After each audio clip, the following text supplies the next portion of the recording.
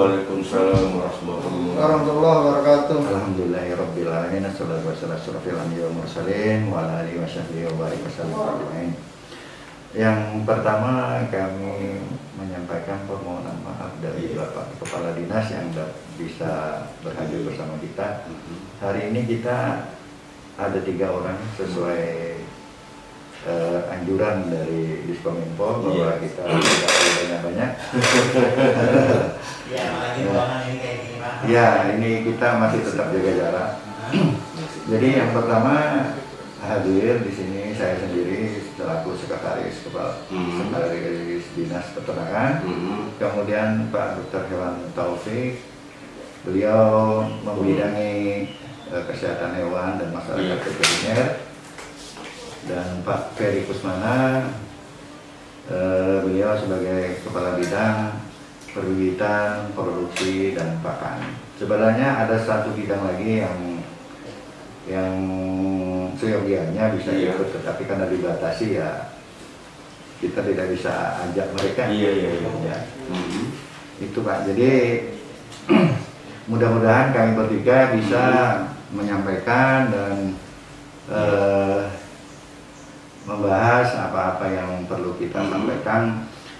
Memang menurut Perbup tahun 84 tahun 2016 Dinas Peternakan diberi wewenang untuk pengurusan pemerintah daerah yang berhubungan dengan bidang usaha peternakan.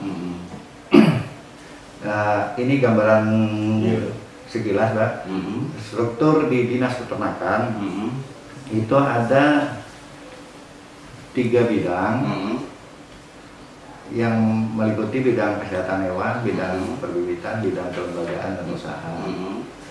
Di bawah bidang itu ada 3 seksi. Jadi selain itu kita juga memiliki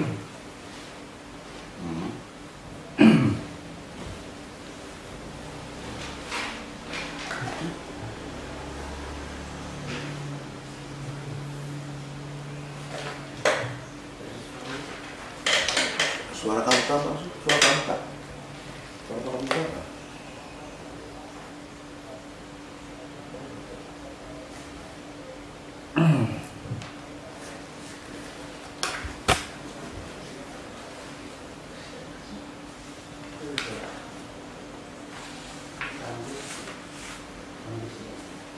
Iya, sekarang kita ada bergaya sedikit nggak apa-apa. Ya. Oke, kita lanjut.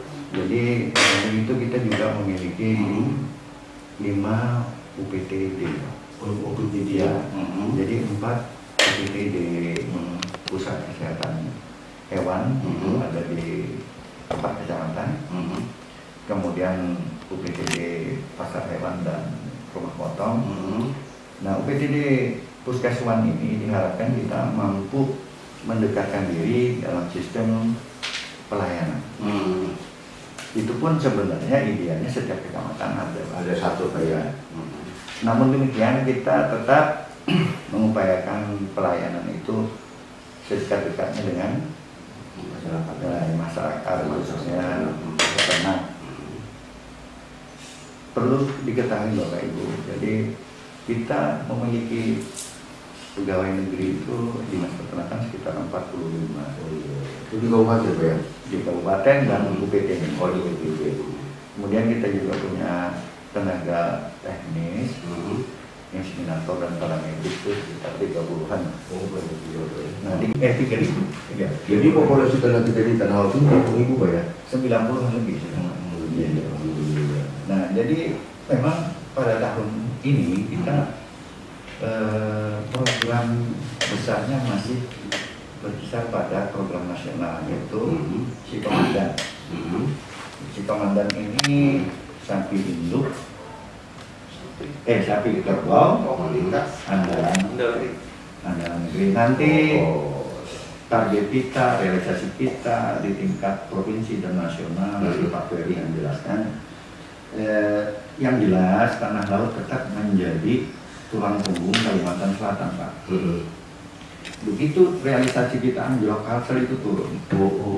Jadi kita penyangga Pak ya? Jadi Kalsel tetap mengandalkan kita untuk merealisasikan program ini. Nanti perkembangan terakhir berapa yang sudah di kami, berapa yang sudah lahir nanti pakai ya.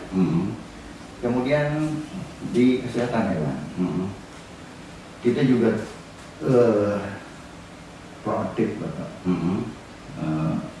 Di samping mendatangi objek dan subjek layanan, kita di kantor juga membuka di klinik itu layanan-layanan yang siap selama jam kerja. Nanti Pak Dr. Hewan Taufik bisa jelaskan layanan apa saja sudah dilaksanakan, kemudian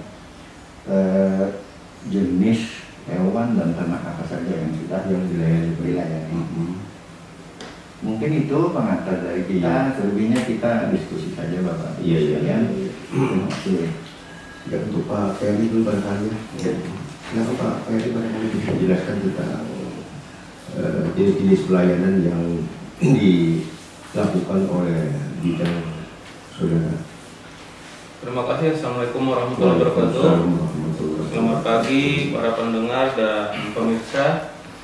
Jadi di tempat kami di bidang perbibitan, produksi dan pakan ternak itu ada pelayanan di desa-desa yang memang membutuhkan, di luar kecamatan yang memiliki puskeswan. Jadi di kita ini kan ada 4 puskeswan, Batu Ampar, Penyipatan, Sakisung, dan Kural. Jadi bentuk pelayanan yang dari bidang kami ini membackup di lapangan kebutuhan para peternak.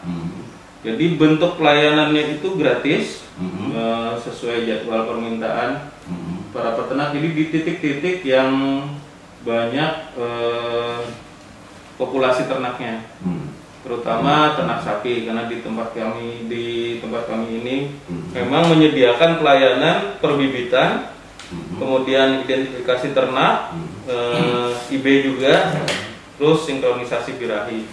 Nah, dalam pelaksanaannya biasanya kami gabung dengan bidang kesehatan hewan. Jadi sama-sama kita tentukan titik kumpul, umpamanya di desa atau salah satu desa, di mana di desa itu ada yang mudah diakses para peternak. Jadi para peternak mengeluarkan sapinya dari kandang ke titik kumpul, gitu. Di sana kita periksa mana yang bunting, mana yang sedang birahi. Kalau dia bunting, kita akan cek namanya pemeriksaan kebuntingan, PKB. Jadi ternak tersebut dirogoh, dicek udah berapa bulan, kemudian umpamanya dilihat kesehatan indukannya juga. Terus kalau pada saat pelayanan juga ada di bawah pedet atau anak sapi, kita akan berikan obat cacing, pemeriksaan. Jadi memang selama pelaksanaan pelayanan ini kita menarget memang tahun ini ada 40 desa, tapi karena kemarin ada refocusing segala macam, jadi targetnya diturunkan. Ini sudah kita pelaksanakan sudah 23 desa. Rencananya besok kita akan pelayanan di Bumi Jaya, kemudian minggu depan masih ada lagi di Kertajaya. Ini targetnya hanya desa ya, untuk jumlah hewannya targetnya ditentukan juga. Selama para peternak bawa, itu kita layani. Jadi yang darah, misalnya yang darah awal birahi kan biasanya lebih kita sarankan sih ke kawin alami, karena masih baru lah. Oke, tapi kalau yang sudah ya, kalau sudah pernah bunting pertama atau bunting kedua, kalau dalam waktu 24 jam sebelumnya dia memberikan tanda birahi, pada saat pelayanan akan kita IB. Nah, peternak bisa milih mau limosin kah, simental kah, atau sapi Bali kah, PO kah.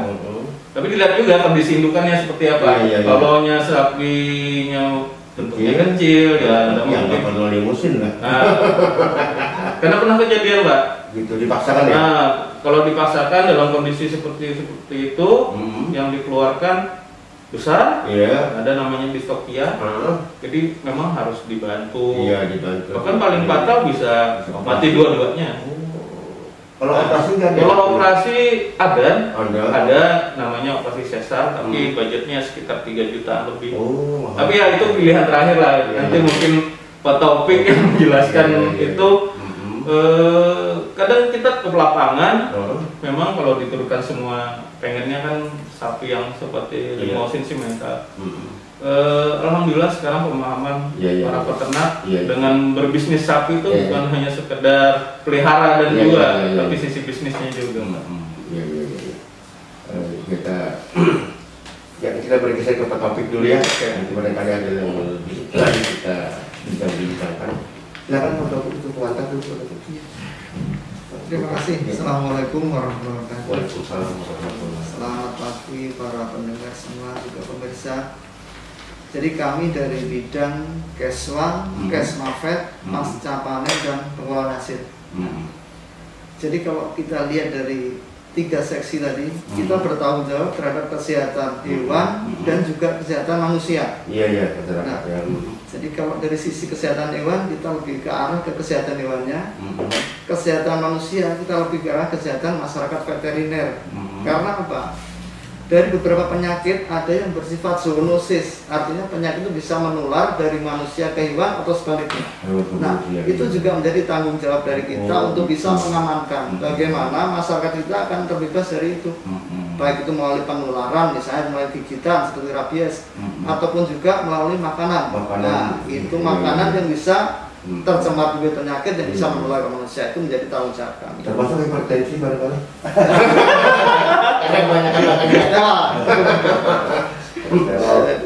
Kolesterol, jadi terkait itu. Kemudian untuk kegiatan yang kita laksanakan tadi disampaikan Pak Ferry bahwa kita dalam prakteknya kita bekerja sama dengan bidang seperti kita, karena pada saat kita pelayanan tidak menutup kemungkinan dari satu sapi misalnya dari sisi reproduksi dia ada gangguan, itu akan kita tangani. Jadi berupa nanti itu misalnya terapi hormon atau terapi dengan terapi perbaikan manajemen pakan, itu semua akan kita lihat dari situ. Nah, dan juga selain kegiatan itu kita pada saat pelaksanaan kita kegiatan pelayanan di lapangan kita melakukan vaksinasi. Jadi yang prioritas di tempat kita karena kita dominan sapi Bali, peternak kita lebih senang melihara sapi Bali Jadi kita vaksinasi jemberana disease penyakit jemberana. Mungkin masyarakat kita banyak mengenal penyakit keringat darah. Nah, itu yang jemberana. Nah, itu yang kita prioritaskan. Karena apa? Daerah kita termasuk daerah yang endemis penyakit jemberana. Nah, kita tahun 2007 pernah terjadi kasus yang cukup besar. Nah, kedepannya sekarang ini kita termasuk daerah endemis dan penyakit secara insidental masih sering muncul. Makanya kegiatan vaksinasi jemberana terus kita galakkan Di samping juga penyakit SE atau penyakit ngorok itu memang sudah tidak kita temukan. Cuman dari sejarah penyakit di tanah laut kita pernah ada kejadian kasus SE di kecamatan Bati-Bati dulu menyerang kerbau. Nah, tentunya ini menjadi suatu perhatian yang harus tetap kita upayakan agar tidak sampai menular kembali. Dan juga penyakit yang prioritas di tempat kita adalah rabies. Nah, rabies kita juga masih harus selalu waspada. Karena tahun 2019 kemarin, artinya tahun yang cukup perlu kita waspadai terkait rabies. Karena ada sekitar 20 kasus yang positif rabies, tapi hanya positif pada hewan. Alhamdulillah pada manusia tidak terjadi. Ini berkat kerjasama kita dengan Dinas Kesehatan yang terjalin dengan baik. Jadi begitu ada kasus gigitan langsung dilaporkan. Jadi kita bisa menindaklanjuti. Jadi dari sisi korban ditangani Dinas Kesehatan, dari sisi hewan penularnya atau menggigitnya kita yang menangani. Jadi alhamdulillah sampai sekarang koordinasi kita berjalan dengan baik. Jadi untuk kasus rabies, kalaupun ada gigitan bisa kita tangani dengan baik. Jadi mungkin sementara itu Pak yang bisa kami sampaikan. Baik, ya kita ke Pak Lukman Effendi intinya. Saya tertarik dengan si komandan tadi Pak. Itu mungkin bisa diceritakan Pak asal usulnya seperti apa gitu. Pak, jadi kita masuk komandan. Terima kasih Pak. Jadi sebenarnya si komandan itu lanjutan dari khusus Siwas tahun sebelumnya memang upaya khusus sapi indukan wajib bunting. Oh, iya. Ya itu yang tahun dulu ya. Kemudian ganti dirjen. Ada program baru, tetapi rohnya itu sebenarnya sama. Ganti-ganti saja. Ya. Jadi intinya semua yang berkecimpung di dunia peternakan jangan terlihat lagi ada sapi yang tidak bunting. Oh, iya. Sapi produktif yang tidak bunting. Kalau dulu katanya majar ya, majar. Jadi tugas kita itu sebenarnya menghamili, Pak. Jadi tugas kita menghamili tapi bukan selingkuh ya. Menghamili sebanyak-banyaknya. Kemudian mencoba melahirkan sebanyak-banyaknya. Nah, menekan angka kematian sekecil-kecilnya itu tugasnya ini. Nah, jadi melihat peta tanah laut kita memang harus ekstra kerja keras. Karena apa? Kalau angka kelahiran masih di bawah angka pengeluaran, itu kita divisit nanti, Pak. Pada tahun tertentu tanah laut akan kosong. Jadi upaya kita di samping populasi juga perbaikan genetik. Perbaikan genetik itu dengan IB itu tadi.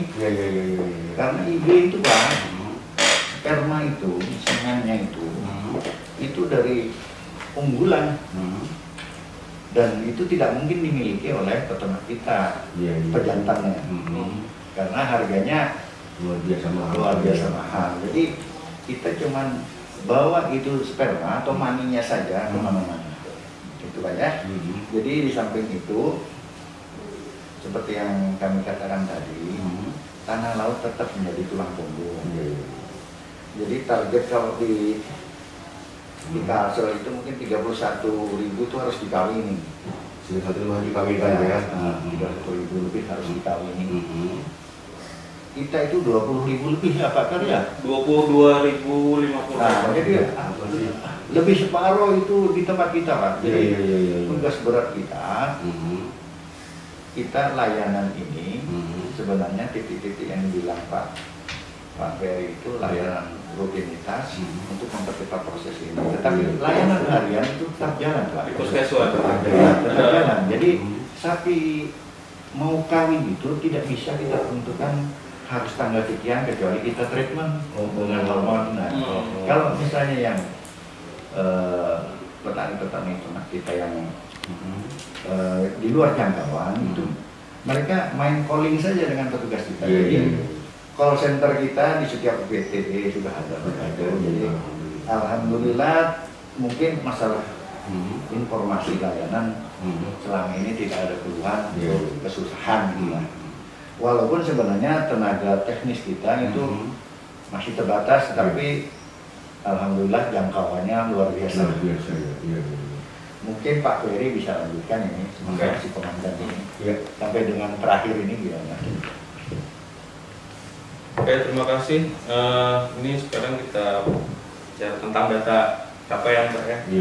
Jadi di tahun ini kita bulan kemarin itu masih ditarget cuman sekitar 12.500-an untuk aseptor IB-nya, inseminasi buatannya.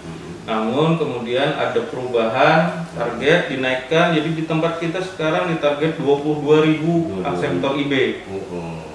Nah, jadi capaian kita per September, akhir September kemarin itu sudah 14.397 atau 65%. Harapan kami 3 bulan ke depan ini bisa segera terrealisasi.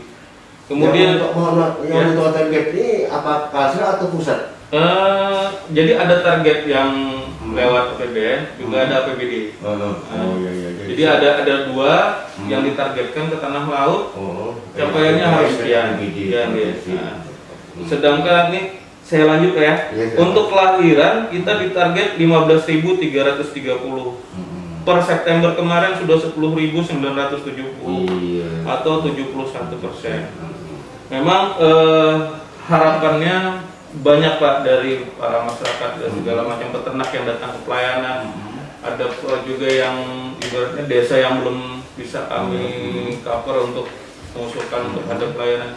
Karena sekarang para peternak kita sudah banyak memahami bahwa beternak sapi itu juga berbisnis. Iya. Bukan lagi sapi dijual sekedar sekedar pelihara terus dibesarkan sampai bertahun-tahun. Untuk Ya. Jadi sekarang sudah memahami bagaimana sanitasi kandang, habis gitu bagaimana menyapih pedet, tidak lagi yang per 6 bulan, 8 bulan dibiarkan terus dengan indukan, itu juga bisa menghambat indukannya kembali untuk birahi. Sebenarnya maksimal kita bisa menyapi itu paling kita 4 bulan udah bisa sebenarnya. Ya. Jadi pisah, kemudian diberi makanan yang memang tidak mengganggu pertumbuhan si pedetnya. Nah itu juga mempercepat recovery rahimnya indukan. Nah, kalau ada kebuntingan kedua setelah itu bisa sudah kita isi kembali. Jadi produksi satu indukan per tahun itu bisa sebenarnya. Jadi sekarang di masyarakat kita ada yang spesial menjalankan melihara jantan untuk digemukkan ya ada. Melihara spesial betina yang produksi pedet juga ada. Karena permintaan anak sapi di pasar hewan Kabupaten Tanah Lot juga cukup tinggi. Iya, penjualan anak sapi ini luar biasa. Ya, ada tren baru sekarang. Jadi jual indukan itu dengan anaknya, Pak. Satu paket. Nah, kalau dulu kan orang jual indukan saja atau pedetnya saja. Kalau orang jual pedetnya, umpamanya kita beli pedet tanpa tanpa melihat kondisi pedetnya, asal beli aja tidak memperhitungkan itu umurnya, itu bisa pengaruh kan? Hari begitu ya. Asal per anak ya sudah. Ya, tapi sekarang trennya paket. Iya. Nah, jadi ada paketnya seperti itu, Pak. Itu mungkin untuk memudahkan penyapihan tadi ya. Ya, pemeliharaan bukan. dan jelaskan itu ada sisi yang menguntungkan, sisi itu. Nah, lagi pula sekarang peternak kita tidak lagi nunggu akhir tahun atau waktu kenaikan kelas untuk jual sapi atau pas ada keperluan mengawinkan anak atau apa. Sekarang ada bahkan yang tiap minggu bawa sapi, Pak, ke pasar hewan. Jual di pasar hewan pun bisa. Pagi kita datang pasar hewan, kita beli sapi, terserah apa saja di situ. Kita pindah atau tetap di situ kita tungguin sapi yang kita udah beli pagi hari tadi. Sore dibeli lagi. Siang ada orang yang lain beli, jual. Kalau kita pergi kemana, umpamanya, ya sudah sisi seperti itu, Pak. Iya, betul sudah ya. Ya, kita ke dokter nih, Pak Dokter. Ya, setelah penyapian tadi, Pak, mungkin yang bagusnya itu seperti apa, Pak? Kalau bagusnya kan 2 tahun, Pak. Kalau normalnya mungkin seperti apa? Oke, ya. Jadi terkait dengan manajemen pemeliharaan sapi. Jadi terkait penyapian itu memang berpengaruh terhadap nanti jarak artinya jarak beranak. Karena selama dia masih disusui, dia proses reproduksi akan terhambat. Nah, biarinnya akan terhambat. Jadi makanya paling tidak sekitar 4 bulan itu sudah mulai bisa disapih. Jadi biar induknya biar bisa siap lagi. Apalagi begini, kalau induk tanpa manajemen pakan yang bagus, sementara dia masih menyusui, itu akan berpengaruh sekali. Jadi recovery dia untuk bisa kembali ke tubuh normal, kemudian saluran reproduksi normal akan lebih lama selama dia menyusu. Karena apa?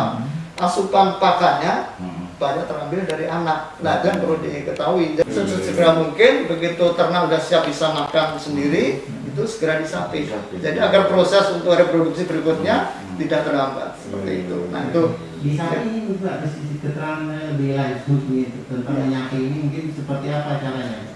Jadi gini, jadi dipisahkan dari induknya. Dari induknya dia mulai dikasih makanan yang misalnya rumput, rumput pelan-pelan dikasih. Jadi itu jangan langsung dipisah, jangan. Nah, itu artinya bertahap sampai anak benar-benar siap lalu disapih. Seperti itu. Itu harus disususkan makanan itu. Kalau makanan enggak juga sih sebenarnya, apa yang ada cuman dia dilatih jangan langsung frontal, jadi jangan langsung dipisah dari rumput dilepas. Kita pengaruh pisang dulu.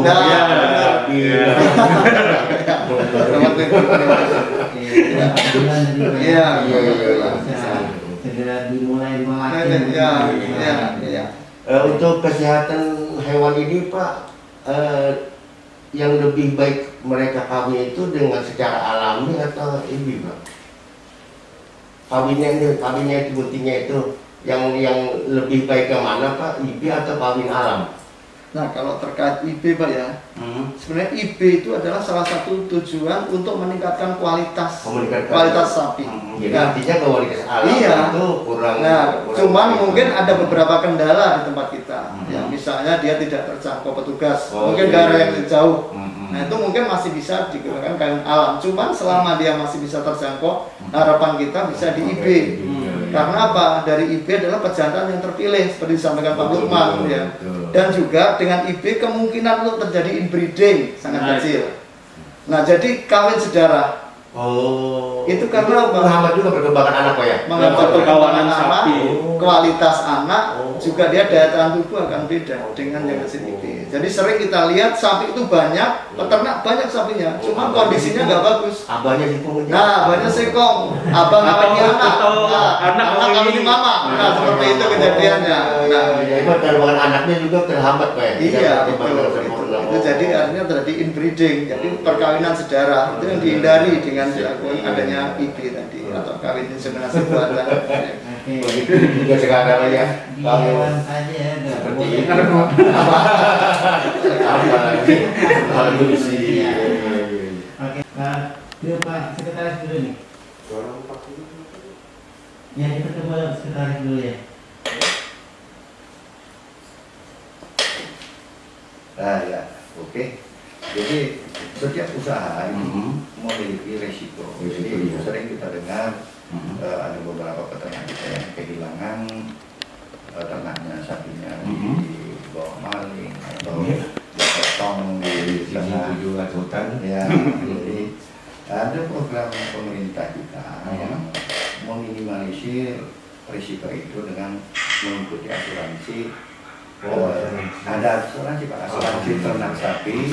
Nah, itu asuransi itu saat ini masih disubsidi Pak. Jadi setoran asuransi itu 200.000. Itu setahun itu boleh Pak? Setahun ya. Nah, itu setahun. Pemerintah kita mensubsidi 160.000. Jadi 360 Pak ya? Bukan Pak. Maksudnya begini. PT Jasindo itu 200.000 per ekor. Pemerintah membayari 160. Jadi petani nah, kita sering himbau ke petani ternak kita, Bapak dengan uang 40.000 bisa tidur enak sepanjang tahun. Jadi resiko tapi klaimnya ini hanya 10 juta. Kalau lebih dari itu harga ternaknya mungkin bisa dihubungi lagi ke PT Jasindo. Mungkin preminya naik ya. Kita misalnya. Jadi kan ini solusi yang tepat untuk kondisi-kondisi di wilayah-wilayah terdampak. Kita mengimbau kepada petani ternak kita dengan 40.000 Bapak bisa tidur sepanjang malam dengan tenang. Hilang diganti PT Jasindo. Aman. Tapi jangan juga matang-matang di asuransi mereka ya. Ada juga klaimnya nanti Pak, prosesnya. Oh iya. Semudah itu. Kemudian pendidikan juga Pak. Ya, itu ada persyaratan-persyaratan yang harus dipenuhi. Tidak kasar juga. Ya, kita acaranya itu nanti yang tanda tangan banyak. Kemudian itu tadi. Nah, kemudian di Kabupaten Tanah Laut kita coba menggeser image peternak kita dari peternak tradisional. Kalau peternak tradisional itu kan pemilikan ternak itu hanya setting, tabungan saja. Nah, itu kita geser ke agak bisnis kata Pak Ferry tadi. Makanya saat ini itu peternak kita bisa milih sapi yang mau dimasukkan ke induknya itu yang berharga tinggi. Iya. Namun demikian kita masih ada pertimbangan teknis yang mungkin tidak diperkenankan. Nah, yang jelas Pak Bupati kita sudah pernah hitung-hitungan Pak. Jadi hitung-hitungan kalau perdet itu lahir 1 tahun 10.000 saja. Dengan harga 4 juta itu 40 miliar kita. Nah, 40 miliar di tanah laut. Nah, padahal kita lahir sudah banyak ya Pak Ferry ya. Dan itu lahir itu 4 juta itu kondisi yang biasa, tapi kalau kondisi istimewa lebih lahir itu artinya lebih tinggi Pak. Jadi Makanya di tempat kita yang tidak tahan itu sebenarnya peternaknya. Begitu anaknya lahir, pedet, itu pedagang itu kalau lihat baik itu tiap hari datangi Pak. Ya, kalau harga tinggi ya dilepas lah. Sebenarnya harus ditahan dulu Pak ya. Ya, kalau ingin nilai tambah yang pelihara lah. Karena diiming-imingi harga bagus tadi tiap hari mungkin ya dilepas. Kalau tanaman itu barangkali baru berbuah ya, tapi baru berkembang sudah ditawar. Ya. Iya. Ini baru lahir. Sebenarnya peran kita di sini cuma bisa memastikan bahwa yang lahir itu dengan mutu genetik yang bagus. Iya. Seperti Pak Topik tadi. Kalau kita biarkan inbreeding ini, suatu saat kita mencari sapi itu Gak ada lagi yang lama yang ganal, gak ada lagi kayak kambing semua. Iya. Maka harga turun Pak. Ya, Jelas. Hitungannya aja banyak ya kan kayak ubah hari itu kan orang banyak punya apa Ren lah. Ya buat hewan aja kandang hewan Kawanan. kawanan sapi 245 hektar di kandang ya kan sapi semua kira hitungannya Banyak. 500 600 itu sampai seribuan tapi tidak hias berapa. Makanya mau naik haji muncul sikong, mau ke sikong hanya kapan naik haji sikong sekarang tuh 3 ikung aja. Betul Bapak. Jadi kita menggeser itu dari image petani ternak kita yang tradisional menjadi yang lebih modern, berorientasi bisnis. Nah, dengan penetrasi kita teknologi-teknologi Pak, teknologi pakan. Kan kita biasanya begini, di wilayah kita ini memang masih dimanja alam. Tapi pada wilayah-wilayah tertentu pada musim kemarau itu puluhan kilo juga mencari sapinya nyaman dan kurungan panas banyak. Nanti kalau ada besar dijual juga. Kalau untuk peternak kambing tempat itu seperti apa Pak? Kambing itu lumayan Pak, tapi yang jelas kalau domba kita coba himbau untuk tidak masuk di tanah laut karena populasi sapi Bali kita banyak. Nanti Pak Topik yang menjelaskan kenapa domba dibatasi gitu ya, bukan dilarang dibatasi. Kalau kambing kita itu lebih dari 28.000 lah. Banyak juga ya. Betul. Jadi itu lebih banyak mereka mengimpor dari Jawa Pak, terutama untuk jelang Idul Adha itu. Kemudian hari-hari besar Islam, yang rutin itu akikah dan iya. Itu tetap jadi primadona juga. Tapi di tempat kita memang kelompok kambing belum ada yang cukup representatif untuk dikembangkan, walaupun sebenarnya menjadikan.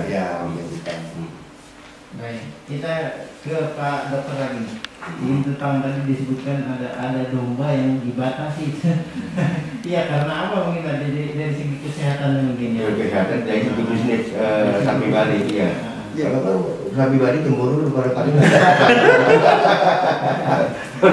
Iya, terima kasih. Jadi terkait dengan sebenarnya bukan dibatasi, akan lebih ekstrim sebenarnya kita kalau bisa jangan ada.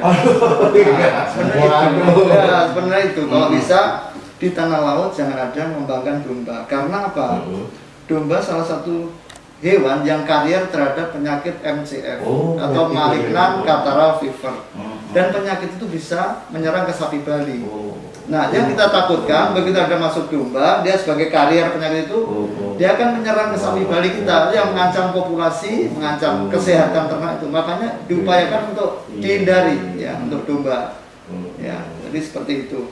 Dan kami menambahkan sedikit terkait dengan tadi yang disampaikan Pak Sekretaris masalah klinik ya Pak ya. Nah, jadi memang kita sekarang sedang merintis klinik hewan di dinas ya, alhamdulillah untuk bangunan fisiknya kita sudah ada meskipun belum lengkap benar, tapi insya Allah untuk pelayanan yang standar minimal sudah bisa kita laksanakan ya. Jadi selama ini memang fokus kita ke hewan kesayangan. Seperti anjing, kucing, mungkin juga kucing Angora, anjing, kucing juga mungkin pokoknya jenis binatang kesayangan. Tapi sebenarnya tidak menutup untuk hewan besar. Cuman kayaknya nggak mungkin kan orang bawa sapi ke kantor. Nah itu. Jadi memang selama ini terkait dengan pemanfaatan klinik, burung bisa juga Pak. Nah Jadi terkait dengan klinik kita sudah operasionalkan sambil pelan-pelan kita benahi kelengkapannya ya. Jadi terkait dengan klinik kita sudah melaksanakan kegiatan yang berkaitan dengan Hari Rabies. Iya. Nah, jadi setiap tahun pada tanggal 28 September diperingati sebagai Hari Rabies Dunia. Jadi World Rabies Day ya. Jadi kemarin kita bekerja sama dengan beberapa dokter hewan praktek yang di Tanah Laut ya, kita melaksanakan vaksinasi rabies gratis. Nah, jadi kita laksanakan mulai tanggal 7 sampai 23 September ya. Jadi tanggal 7 dilaksanakan di beberapa praktek swasta dokter hewan. Kemudian yang di dinas dilaksanakan mulai tanggal 21, 22, 23.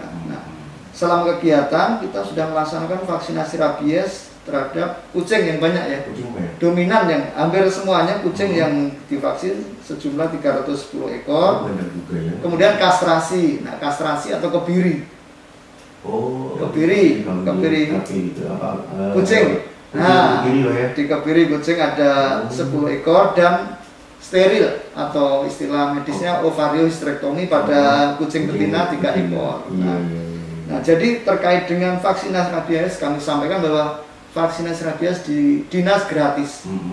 Ya, silakan para pemilik anjing, kucing, kera, musang, jadi istilahnya HPR atau hewan penular rabies, untuk silakan vaksinasi gratis ke dinas ya, selama jam kerja kita gratiskan untuk vaksinasi rabies. Sekaligus dengan pelayanan pembersihan hewan barangkali Pak, untuk mandi mereka. Nah, kalau mandi belum Pak, mungkin kadang-kadang kita pergi ke sana. Barangkali kan dia bawa hewan, bawa kucing, bawa kuda, salon gitu Pak.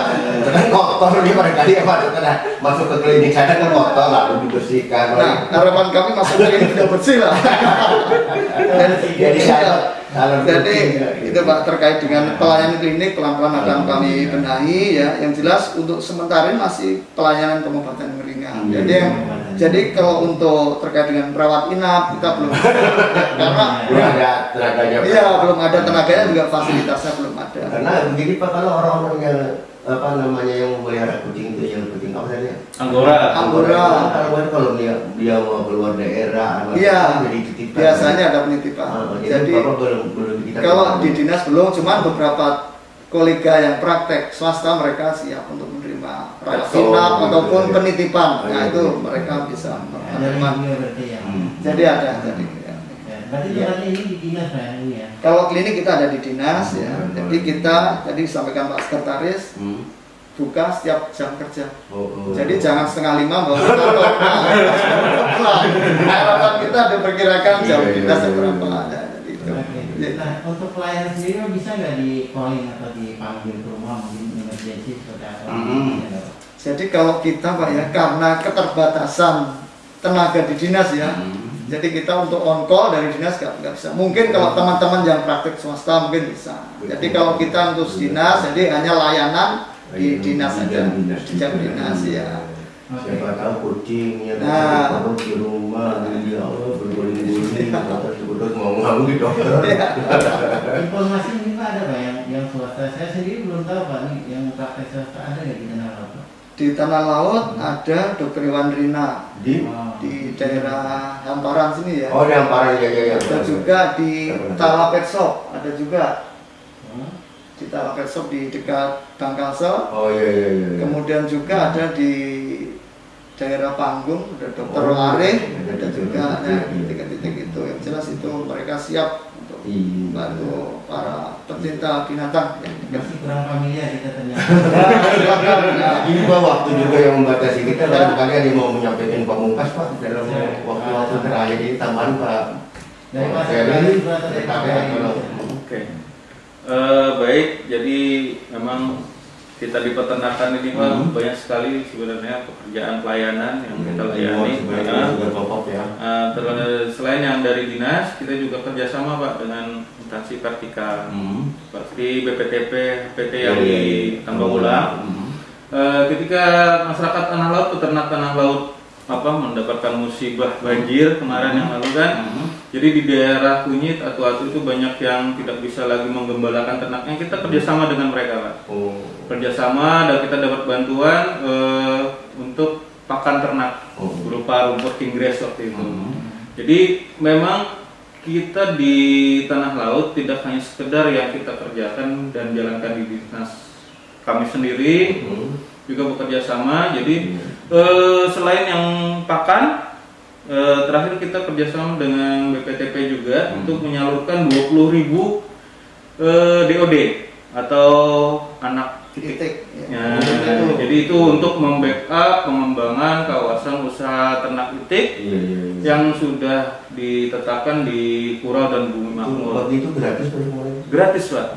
Nah, jadi kita di Keswan menyediakan vaksinnya, kawan-kawan di BPTP PT-nya menyediakan bibit ternaknya.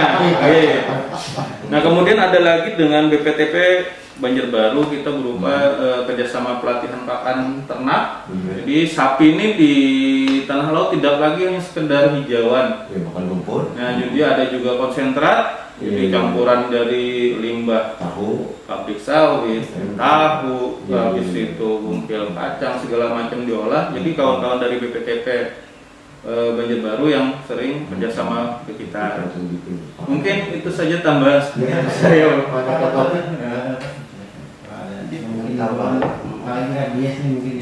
Jadi terima kasih sekali. Jadi sebelum kita akhiri ini sedikit yang saya sampaikan terkait dengan pelayanan. Jadi jangan sungkan-sungkan Bapak Ibu semua untuk datang ke dinas, ya. Karena mungkin banyak sekali informasi yang kami sendiri belum sempat menyampaikan. Mungkin harus Bapak Ibu yang juga harus ke dinas. Jadi tentunya terkait pelayanan, baik itu pelayanan vaksinasi, baik itu untuk hewan besar, ya, sapi, kambing, dan juga hewan kesayangan seperti anjing, kucing, ya, itu bisa kita laksanakan. Tentunya untuk pelayanan vaksinasi jembrana, SE, rabies kita laksanakan secara gratis. Jadi tinggal Bapak Ibu mengajukan permohonan, ya, terutama tadi disampaikan Pak Ferry, kalau bisa berkumpul. Ya, jadi berkelompok yang terkait dengan pelayanan tadi. Jangan sampai kita door to door. Nggak mungkin. Jadi itu tentunya untuk vaksinasi, insya Allah akan kita upayakan untuk bisa kita layani semua, ya. Jadi memang tadi harapannya bahwa tanah laut tetap jadi lumbung ternak bagi Kalimantan Selatan. Semoga sukses nanti, Pak. Amin. Jangan sekretaris barangkali. Ya, sebagai penutup, Bapak Ibu sekalian, petani ternak Kabupaten Laut, Dinas Peternakan itu hadir sebagai pelayan Bapak Ibu. Jadi jangan sungkan-sungkan. Kita informasi sekarang terbuka. Jadi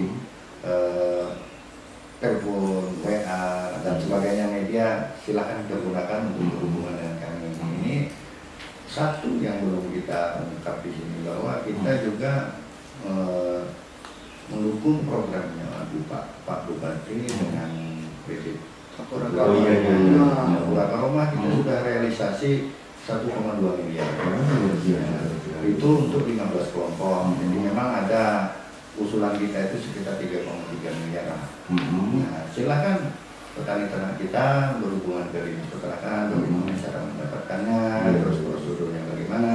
Walaupun finalnya itu ada di BPN, namun kita akan bantu secara maksimal bagaimana dalam petani kita bisa jalan lah. Yang penting orientasi beternak secara tradisional mulailah kita geser jadi yang agak bisnis lah.